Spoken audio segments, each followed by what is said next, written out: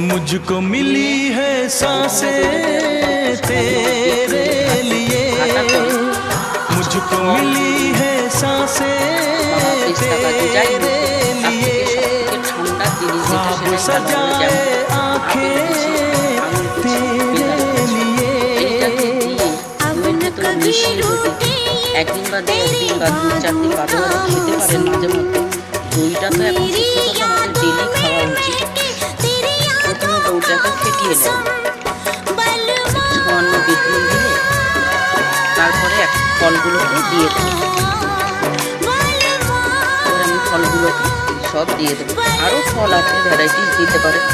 কলাটা দিলে একটু অন্যরকম হয়ে যায়। এবারে এটাকে ফ্রিজে রেখে দেবে।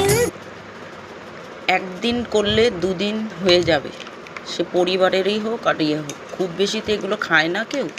যতটা এইভাবে খাবেন, আজকে এবারে যা গরম পড়ছে তাতে মনে হয় প্রত্যেকেরই এই দই আর শুধু দই, ফলের দই এইভাবে করে খাওয়া উচিত মাঝে মধ্যে। এবার এতে যারা মিষ্টি খাবেন তারা সামান্য একটু মিষ্টি দিয়ে দেবেন, আর নালে একটু বিট লবণ দিয়ে দেবেন। আমি সামান্য বিট লবণ দেব।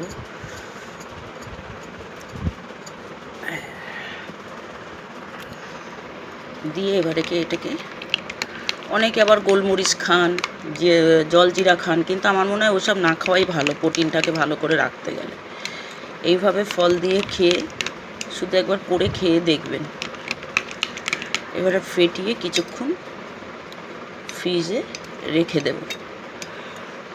তারপরে একদিন করলেই আমাদের মতন পরিবারে যদি 2 জন থাকে 2 জনার একদিন হয়ে যাবে, যদি একা থাকেন তাহলে 2 দিন হয়ে যাবে, যদি 4 জন থাকেন তাতেও হয়ে যাবে। খাওয়ার পরে এই 1 বাটি করে খেয়ে নিলে আর কোনো কিছু খাওয়ার দরকার হবে বলে মনে হয় না। এইভাবেই করবেন।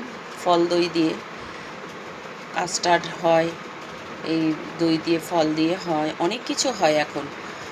মানে সত্যি কথা বলতে আগে তো আমরা ভাত ডাল খেয়েই, যা ক্লাইমেট ছিল তাতেই সুস্থ ছিলাম, কিন্তু এখন অনেক কিছু করার পরেও সুস্থ থাকতে পারি না। তবু আমরা চেষ্টা করি। সবাই ভালো থাকবেন।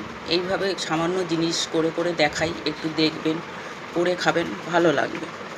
অনেকে ফলটা চাবিয়ে খেতে পারেন না, এরকম করে কুচিয়েও করতে পারেন, আবার ঘষনিতে ঘষেও করতে পারেন। এবার আমি ঢাকা দিয়ে দেব।